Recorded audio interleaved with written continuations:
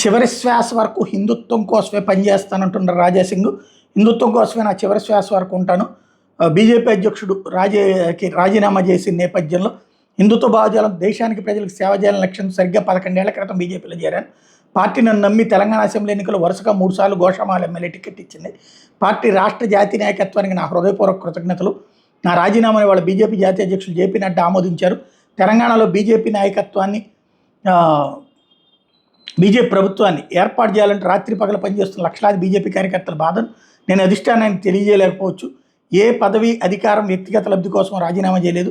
నేను హిందుత్వం కోసం పుట్టాను, చివరి శ్వాస వరకు దానికోసం పనిచేస్తానని రాజాసింగ్ పేర్కొన్నారు. కమ్యూనికేషన్ గ్యాప్, ఇప్పటికైనా సరే కమ్యూనికేషన్ని సరిగ్గా చేసుకుంటే బాగానే ఉంటుంది.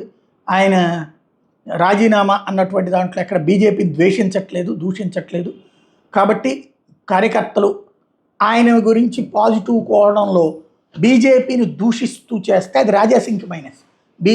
రాజాసింగ్ ప్రయోజనం కోరదలుచుకుంటే ఈ పాజిటివ్ ఇష్యూస్ని హైలైట్ చేసుకోవడం బెటర్.